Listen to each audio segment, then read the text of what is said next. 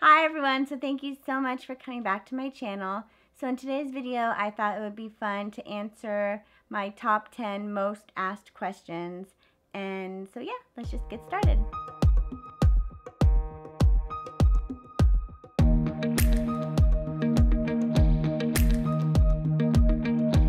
So the first question is, how much weight have I lost in total? So I have lost 350 pounds. That is before I had skin removal surgery and had some of that weight taken off and all of that. But not counting any of that or anything, I have lost 350 pounds. So the second question is, did I have weight loss surgery? No, I did not have weight loss surgery. I lost all my weight through changing my diet and exercising. The third question, and I think this is actually the one I get asked the most, is, do I have something wrong with my legs, or why are my legs so big? So to answer that question, no, there is nothing wrong with my legs. I don't have a disease or an infection or anything like that wrong with them. I did actually go to my surgeon and ask him just to make sure, and he pretty much laughed at me and was like, no, there's nothing wrong with your legs. They do look a little big, and they are big because that's where I used to carry a lot of my weight, and I have a lot of excess skin on my thighs, my calves, everywhere, so they still do look big because there's still a lot of excess skin on them that I have not had removed yet. And also, it's a little bit disproportioned because my whole upper body has had skin removal surgery, so it kind of, throws my body off, where my bottom half looks a lot bigger than it really is as well. But yes, I do plan on having the skin removed on my legs in the future. I'm just trying to focus on recovering from the last surgeries that I had before I jump into another one. But no, there's nothing wrong with my legs. Yes, I know that they look big, they are heavy, so there's that. Number 4, why did I decide to have skin removal surgery, and how did I pick my doctor? Is it covered? And all of those types of questions related to skin removal. So the first part of that is, I decided to have skin removal surgery because it was physically and mentally causing harm to myself or bothering me having all that skin. So losing 350 pounds, for me personally, I was left with a lot of excess skin. It was causing me to have posture issues where it was pulling me forward. So my shoulders were thrown forward. I was having neck and back issues. I was getting really bad headaches. And just kind of the pain from carrying it all around, like rashes and things like that. So physically it was causing me, harm, as well as mentally. It was really difficult for me, and it is still really difficult for me, to look in the mirror and, say, oh yeah, I've lost 350 pounds, and to have all of that excess skin, reminding me of, the past, how I was, and, not saying that if you have excess skin, it's horrible or bad, you have to have it removed at all, but just something for me personally, like mentally, it was really causing me problems. And I would take the skin back, any point right now.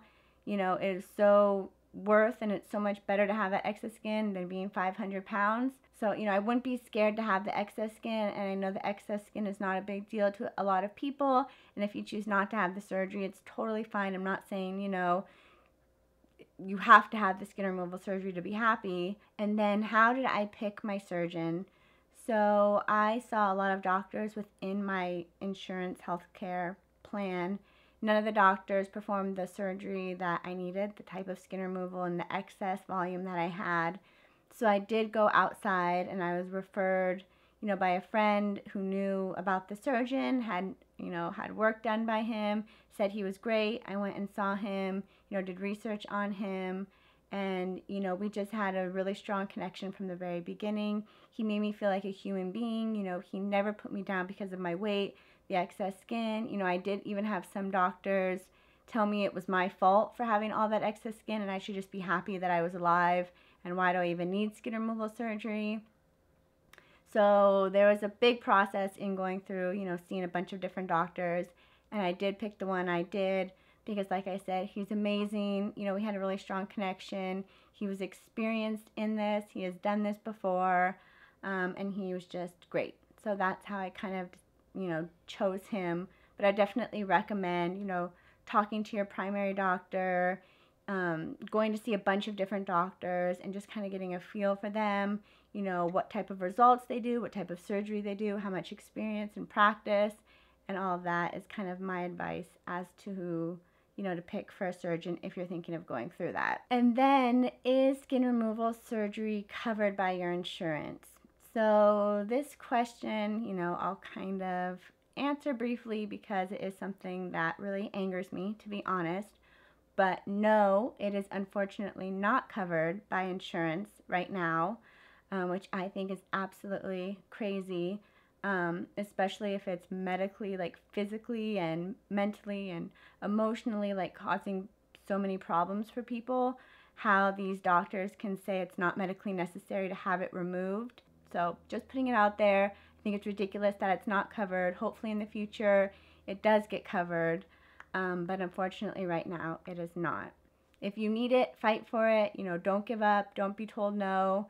You know, just keep fighting for it, and hopefully in the future it will be something that they finally realize that it is necessary to have skin removal surgery. So number 5, do I ever cheat or have cheat meals, and how often? So the first part of that is yes, I do treat myself. I'm getting better now at it than before. You know, before I feel like I never allowed myself to, you know, treat myself, to cheat, to go off plan, and if I did, it was the end of the world. And so I hardly ever did it, you know, probably for the first few years.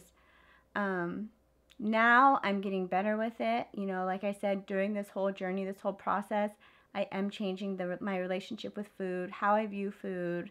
I'm not using it so much for the comfort, the emotional, you know, when I'm upset, happy, all of that. And I think during my whole journey, what helped is I didn't reward myself with food. So when I lost like say 50 pounds, I didn't say, oh, now I'm going to go eat, you know, a donut because I lost 50 pounds and I deserve it. It was never like that. It was if I was really craving something, you know, I would just kind of say, okay, it's my birthday, I'm going to have it, and then had it and moved on. And that's still kind of what I do now. I'm getting better at it and having it a little bit more frequently, which is still a little hard on me sometimes because I am really hard on myself, but that is still something I'm working through. So there's no set answer as to how often I have it. It's not like a once a month, once a week, you know, type of thing.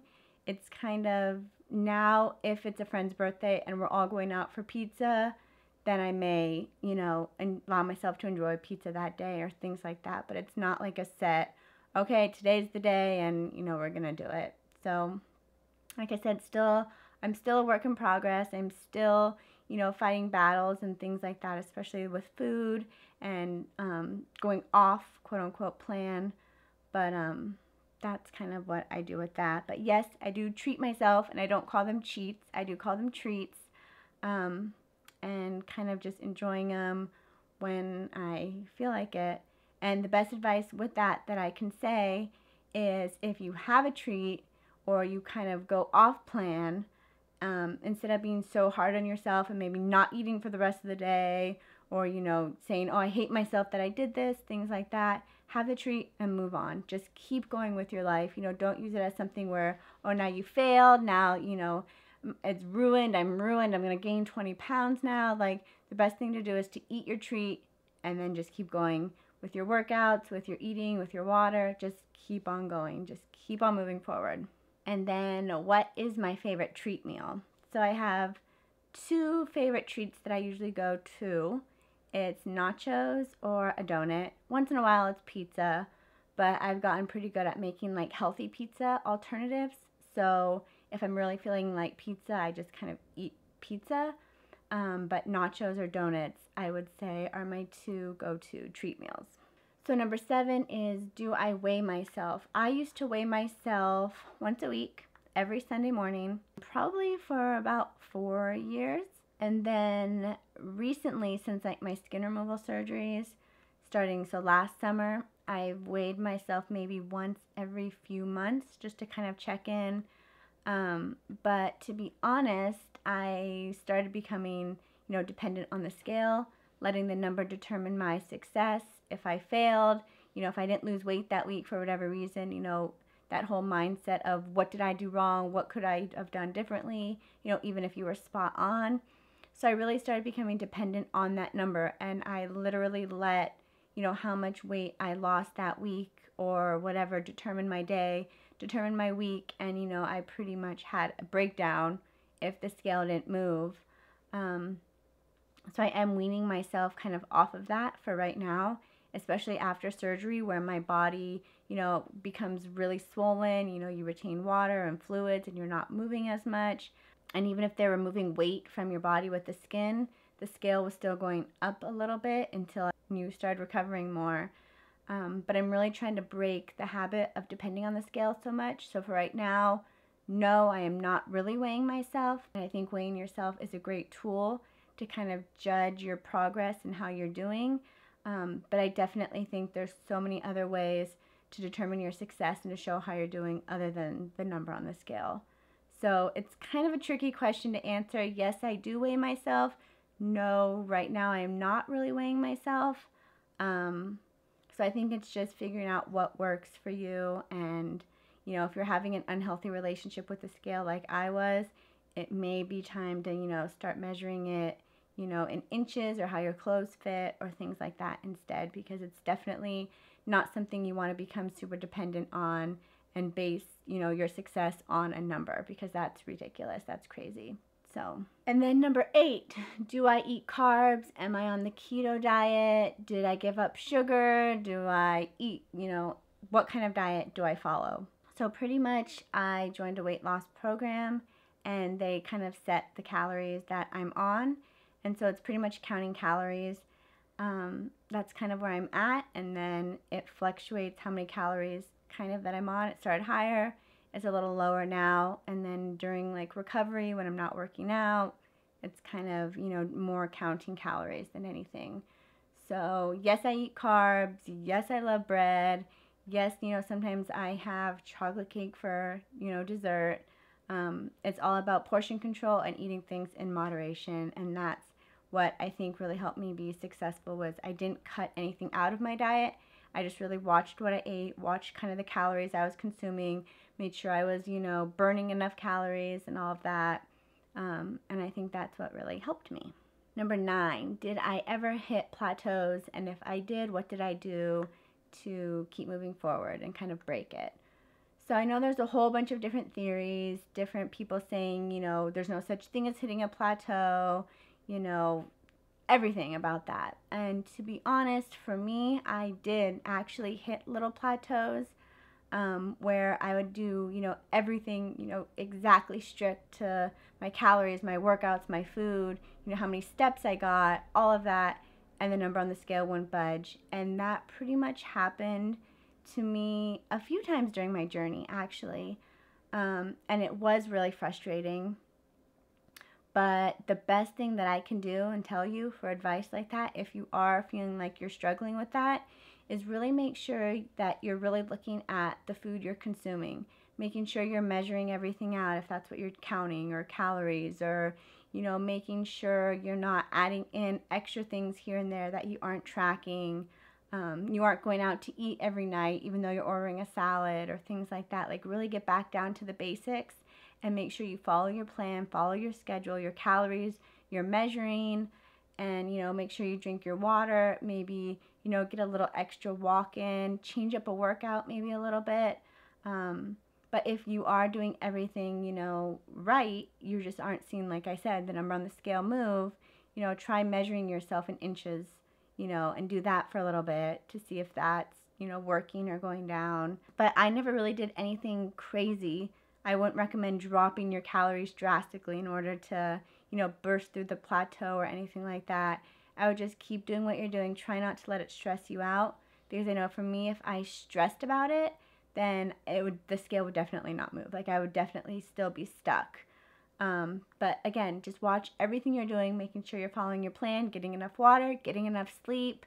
Think about, are you stressed about something? Is something in your family going on?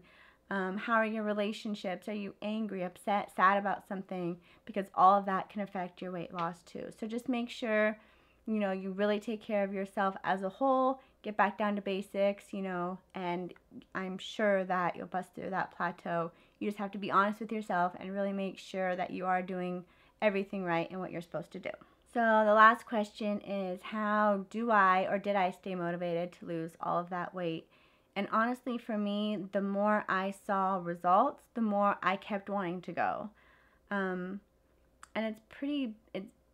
there's a lot that go into what kept me motivated, but just a simple answer for that is, you know, the more I saw my body changing, the more I was just, you know, ready to keep going. And, you know, going from a size 6 extra large shirt to then going to a 3X, to then going to a 2X, then to an extra large, then to a large, that really motivated me to keep going. I was so determined to, you know, wear the clothes that I liked and to be able to shop at Nordstrom again.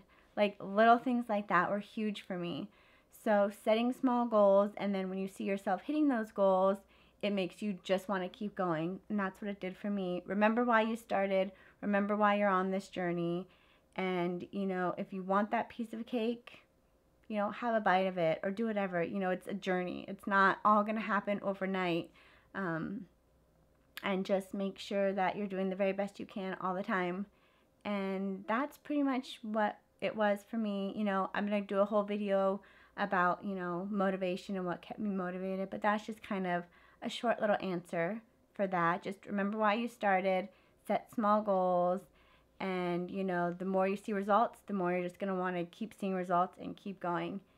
So that's about it. Those are the top 10 questions that I probably get asked the most. So if you have any other questions, please leave them down below. Let me know. And I'd like to do more like Q&As like this with you guys to answer your questions. So thank you so much for watching this video. I hope it was helpful, that it maybe helped you guys out a little bit and got to know me again a little bit more. And I hope you guys have a great day. Please make sure if you like this video to give it a thumbs up. Make sure you subscribe down below. And I will talk to you guys all very soon. Bye.